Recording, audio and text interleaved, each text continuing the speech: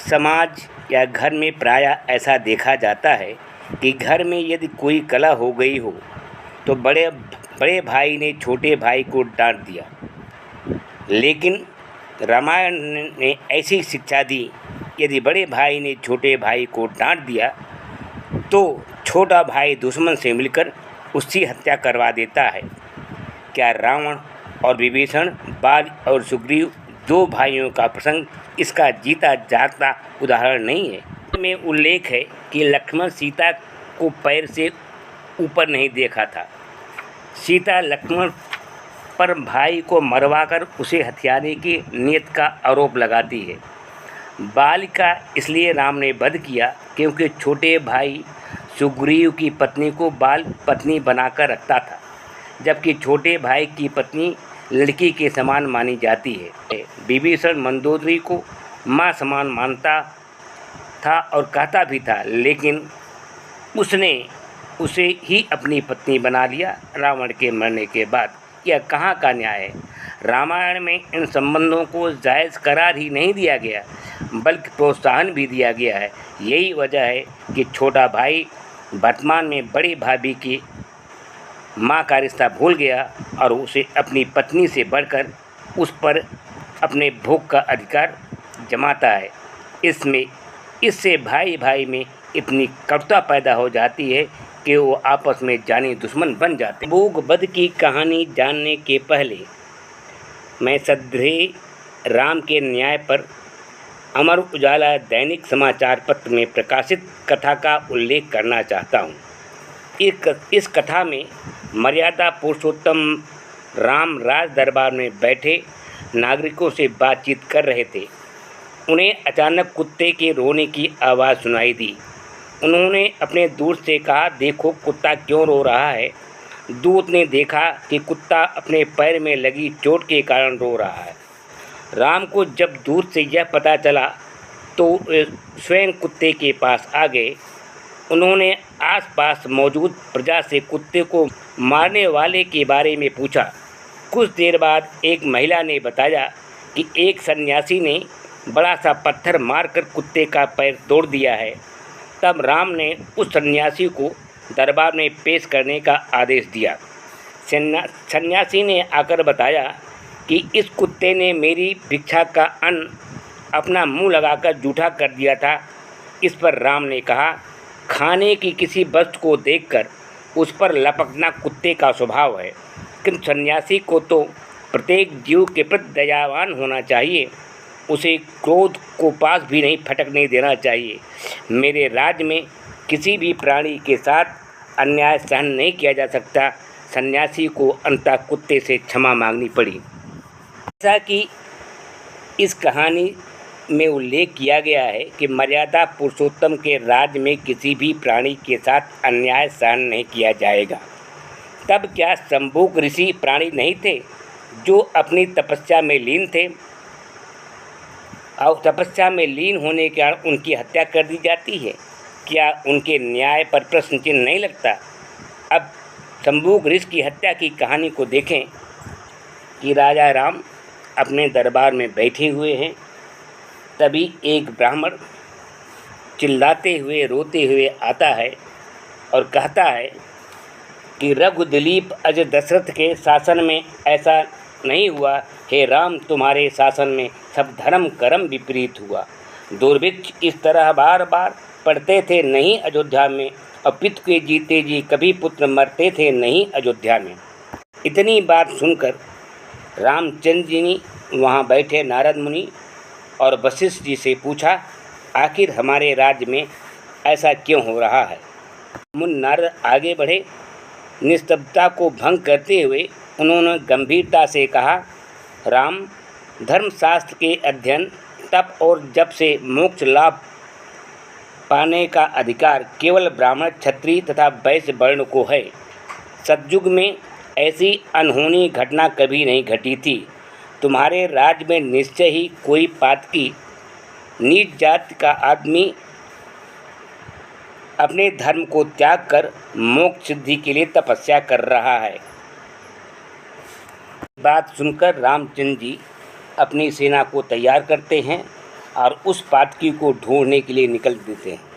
रामचंद्र जी ढूंढते ढूंढते विंध्याचल पर्वत पर पहुँचते हैं, जहाँ पर महर्षि शंभूक तपस्या में लीन था।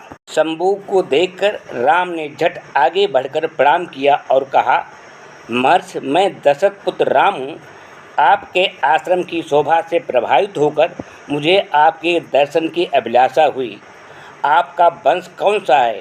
शंभूक ने खड़े होकर राम को आशीर्वाद दिया और कहा, राम, मेरा नाम शंभूक है, मैं शूद्र हूँ। इतना सुनते ही राम की आँखों के डोरे खिंच गए, भुजाएं फड़कने लगी।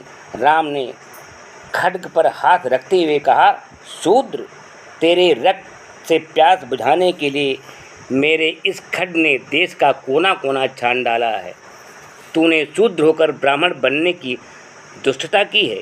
तूने मर्यादा का उल्लंघन किया है। तेरा अपराध अक्षम्य है। मैंने सिर ऊंचा उठाकर कहा, मूर्ख, तूने निर्धारित धर्म की श्रृंखला को तोड़ने का साहस किया है। तूने परंपरा और समाज के विरुद्ध विद्रोह किया है। तूने शूद्र का सेवा धर्म त्याग कर ब्राह्मण बनने का जघन्य अपराध किया है। तेरे इस कुकर्म के कारण मेरे राज में ब्राह्मण पुत्र अल्पायु में मृत्यु को प्राप्त हो रहे हैं। तू ही ब्राह्मण पुत्र की मृत्यु का कारण है। तू हत्यारा है, इसलिए राजदंड के अनुसार तू मृत्यु का भागी है। शंभूक ने कहा, ब्राह्मण बालक की अल्पायु में मृत्यु का कारण मैं नहीं, तुम स्वयं हो। तुम्हारे अपने पाप कर्म हैं। राम का ऊंचा रखा हुआ खड्ग सनई सनई नीचे आ गया। राम ने कहा, मेरे पाप कर्म? शंभूक ने एक बार मुनि वशिष्ठ की ओर देखा और स्वाभिमान से सिर ऊंचा उठाकर कहा, हाँ, तुम्हारे पाप कर्म। धर्म कर्म को त्याग कर तुम्हारे राजप्रसाद के स्वादिष्ट भोजन पर पलने वाले ये ब्राह्मण और ऋषिजन तुम्हें क्या बताएंगे? ये तो अचेतन वाद्यों के समान हैं। तुम रागों को छेड़ते हो और ये तुम्हारी इच्छानुसार राग अलापते हैं। ऐसा प्रहार से वशिष्ठ क्रोधित हो उठे, परंतु शंभूक का मुख आत्मबल के अलौकिक तेज से चमक रहा था। उसने राम की ओर एकटक देखते हुए कहा, राम, तुम सर्प की भांति हो जो धोखे से पथिक को डस लेते हो। तुमने बाली और सुग्रीव को मल्ल युद्ध में व्यस्त करके 7 वृक्षों की ओट में बाण चलाकर बाली का वध किया। तुमने क्षत्रिय होकर क्षत्रिय धर्म का त्याग किया है, परंतु उस समय किसी ब्राह्मण का पुत्र नहीं। शंभूक ने कहा, हे राम, तुमने प्रजा की आड़ लेकर एक धोबी के कहने पर अपनी साध्वी पत्नी सीता को त्याग दिया। शंभूक ने कहा, यदि राजा के नाते प्रजा को संतुष्ट करना तुम्हारा कर्तव्य है, पत्नी और पुत्र के प्रति तुम्हारी धर्म भावना है, तो जब भरत प्रजाजनों, मित्रों और संबंधियों को संग लेकर तुम्हें वन से लौटा लाने के लिए तुम्हारे पास गए, उस समय प्रजा की अनुनय विनय को तुमने यह कहकर क्यों ठुकरा दिया कि पिता की आज्ञा पालन करना मेरा पहला कर्तव्य है और मित्रों, संबंधियों तथा प्रजाओं की इच्छा सब कोरी भावनाएं हैं।